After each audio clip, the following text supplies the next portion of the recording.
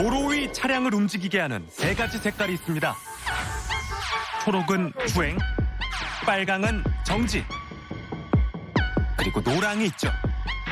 신호등에 노란불이 들어오면 운전자는 어떻게 해야 될까요?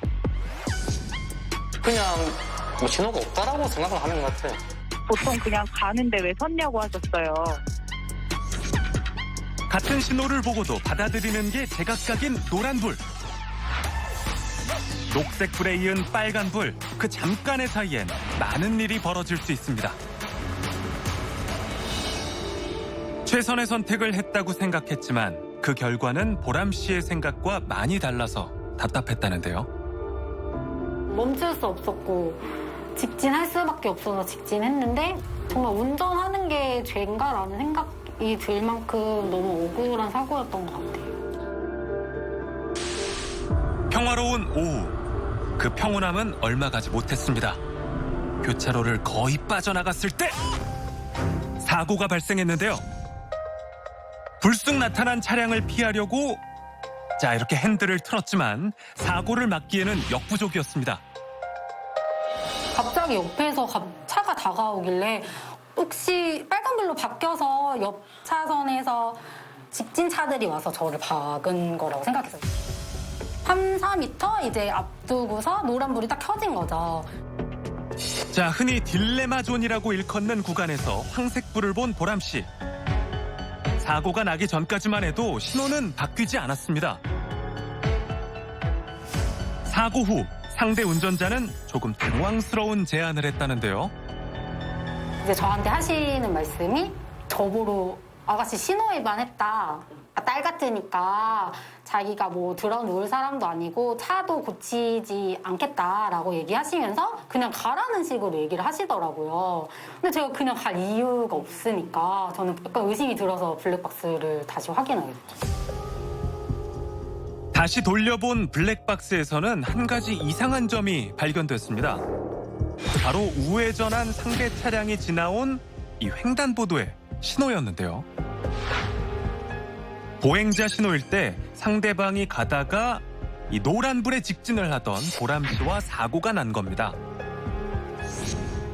문제는 상대방뿐만 아니라 보람 씨 또한 신호 위반으로 과실이 잡혔다는 건데요. 이제 저도 노란불에 직진을 했기 때문에 그게 신호 위반으로 걸려서 벌금도 나오고 벌점도 나오고 한다고 하시더라고요. 멈출 수 없는 구간이었어요, 도저히. 왜냐하면 제 속도가 60이었는데 뭐 3, 4m 앞두고 차를 멈춘다? 그럼 정말 그 10차로 되는 교차로 중간에 섰을 거예요. 더 큰 혼란을 막기 위해 직진을 택한 보람 씨. 전문가의 의견은 어떨까요? 황색 신호의 교차로를 통과하면 원칙적으로 신호 위반에 해당됩니다. 문제는 이러한 경우라면 황색 신호 정지선에 정지할 수 없다면 교차로 중앙에서 정지할 수 없기 때문에 신속하게 교차로 통과하면 신호 위반으로 판단해서는 안 됩니다. 상대 차량이 보행자 신호에서 그대로 진행했기 때문에 상대 차량 신호 위반 명백합니다.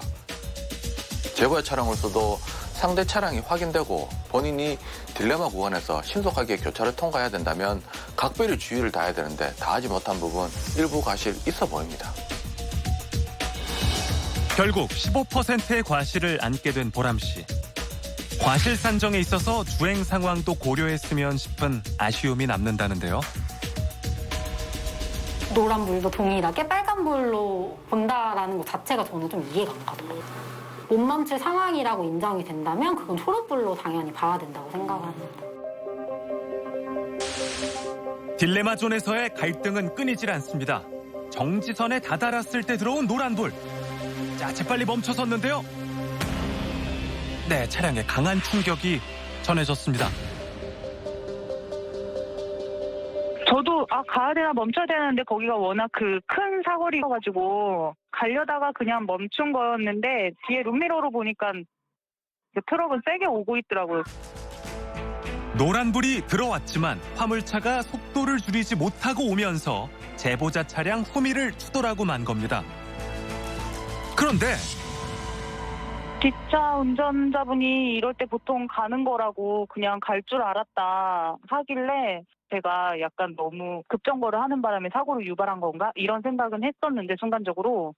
근데 저는 제가 뭐 한참 그 교차로에 이미 진입을 해서 어쩔 수 없는 상황이라면 모를까 거기는 횡단보도도 있었고 하니까 당연히 멈춰야죠. 황색불이 들어온 순간 정지선까지 약 20m 정도 남긴 시점이었습니다. 브레이크를 밟아 멈춰선 제보자. 다만 멈춰서기 전에 후방 차량처럼 비상등을 켜줬거나 바로 정체하는 게 어려운 화물차의 특성을 고려해서 통행에 방해가 안 되는 선에서 섰더라면 어땠을까 하는 아쉬움이 남습니다. 저희 보험회사 직원분이 오셨을 때도 정상적으로 신호 보고 멈춰 선 거고 서행으로 오다가 황색 신호 딱 바뀌면은 당연히 멈춰 서야 되는 곳이다. 과실이 있는 게 아니다라고 얘기를 해줘서 내가 잘못한 건 아니구나 하고 그 순간에 이제 알게 되긴 했었죠. 상대 운전자의 100% 과실로 끝났지만 여전히 악몽으로 남은 그날의 사고. 하지만 노란불에 멈춘 그때의 선택은 후회하지 않습니다. 저는 그 상황이 똑같이 벌어진다고 해도 멈출 것 같아요. 왜냐하면 황색 신호는 당연히 멈추는 게 맞는 거고 어쨌든 원칙을 지켜야지 뭐 멈추지 않고 가버리는 거는 또 다른 더 큰 사고를 유발할 수도 있는 거잖아요. 딜레마 존을 두고 엇갈린 두 사람의 판단. 못 멈출 상황이라고 인정이 된다면 그건 초록불로 당연히 봐야 된다고 생각합니다. 직진 신호가 끝났으니까 당연히 멈춰서야 되는 신호라고 생각해요. 갑자기 노란불을 마주한다면 운전자는 어떤 선택을 해야 할까요? 황색 신호는 녹색불이 아닙니다.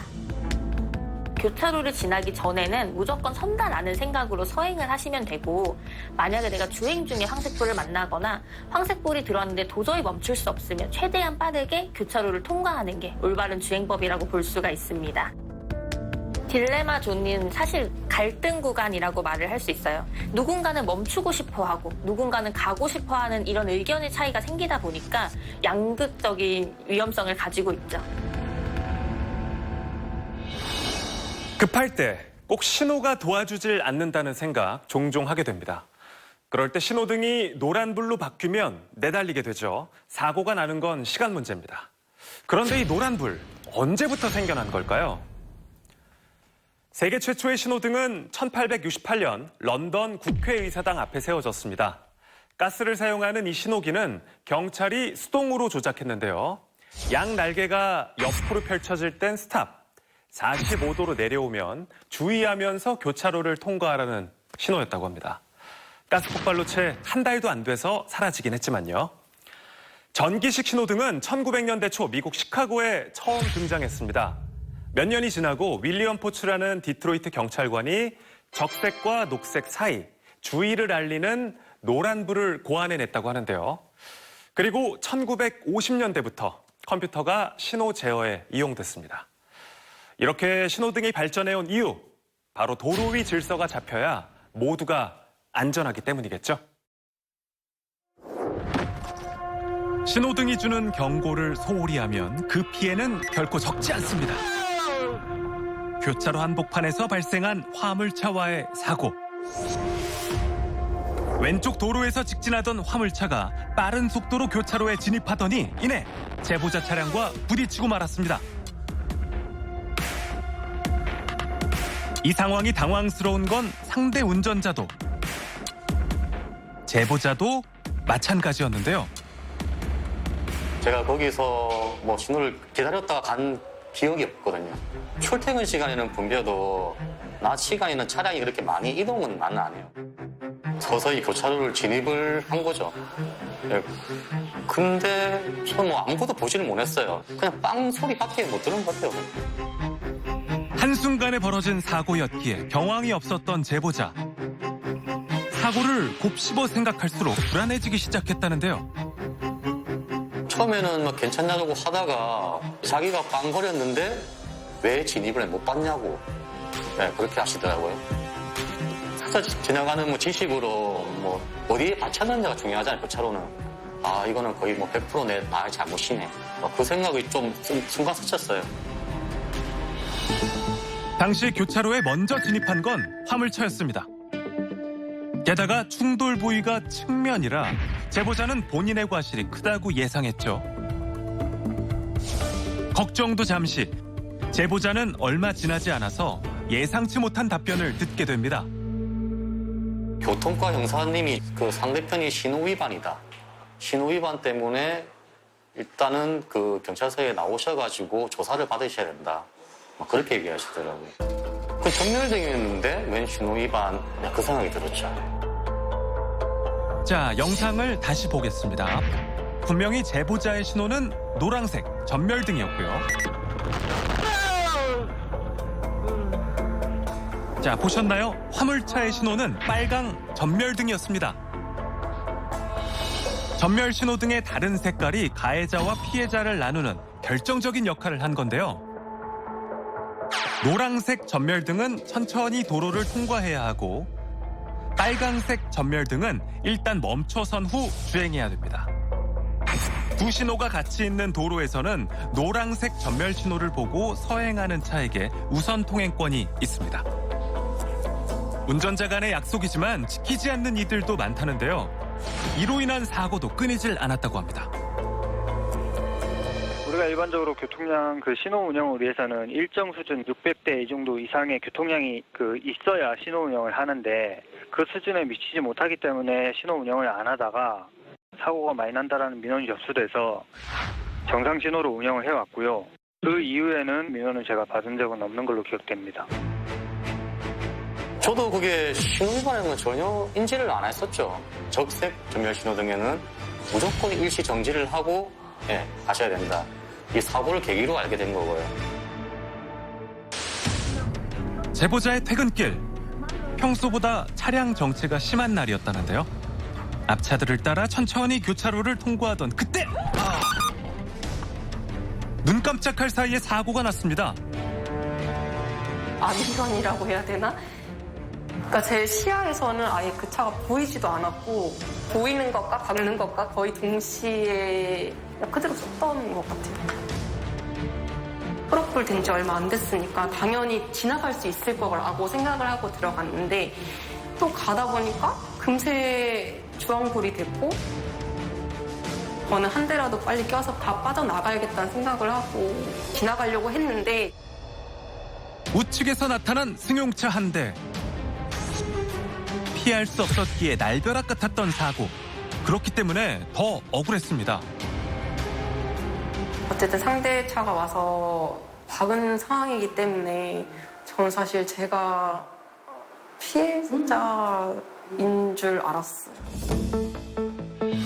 자, 제보자가 교차로 정지선을 넘은 후 빨간불로 신호가 바뀌었습니다. 이후 우측도로에 좌회전 신호가 들어오면서 교차로 한복판에서 충돌하고 만 건데요.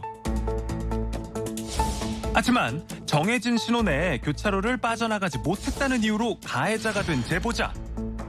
과실은 인정하지만 꼬리 물기를 비단 운전자만의 문제로 여기는 게 억울하다는데요.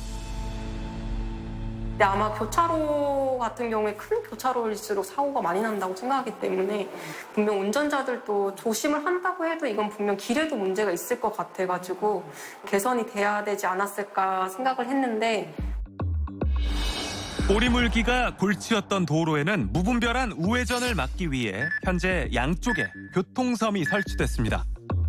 이로 인해서 정지선이 앞당겨지며 교차로 꼬리물기 또한 줄일 수 있는 도로가 됐는데요. 언제든 얘가 홍색불이 바뀔 수 있다라고 생각하고 마지막으로 또 얘기하자면 꼬리물기는 안 하는 게 제일 좋다. 신호가 얼마나 남았는지 알 수 있다면 사고를 줄일 수 있을까요? 중국에서 보내온 제보 영상입니다. 중국 산둥성의 한 교차로. 신호가 바뀌기 전까지 남은 시간을 알려주는 신호등이 설치됐습니다. 갑자기 바뀐 신호로 인해서 사고가 나는 경우는 없을 것 같은데요. 자, 그런데 교차로에 등장한 오토바이.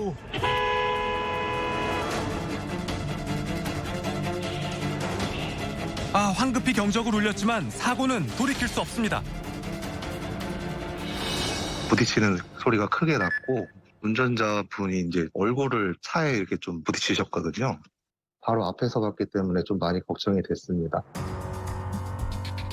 헬멧도 쓰지 않은 채 사고를 당한 오토바이 운전자가 걱정스러웠던 강근호 씨. 하차하고 상태를 살폈다는데요. 혹시나 해서 뭐 조금이라도 도움이 될 만한 게 있지 않을까 싶어서 일단은 정차를 하고 갔었는데 왜 소리는 못 지르시고 일단 머리를 많이 계속 잡고 계셨어요. 심각하게 좀 고통스러워 하시긴 하더라고요. 초록불이 곧 꺼진다는 걸 신호등을 통해 확인할 수 있었지만 오토바이 운전자는 무리한 통과를 선택하고 만 건데요. 그 신호에 여기 시계가 있잖아요. 예측을 할 수 있어도 이런 사고가 발생이 되는구나 하고 좀 그런 생각도 많이 들었어요. 제가 여태까지 여기 1년 정도 운전을 했었는데 정차를 하는 차주들도 있지만 대부분 좀 빨리 지나가더라고요. 신호등에 전혀 남은 시간이 표시되더라도 기본적으로 운전자의 안전한 교통법규 의식이 있어야지 사고를 나지 않게 하는 지름길인 것 같습니다.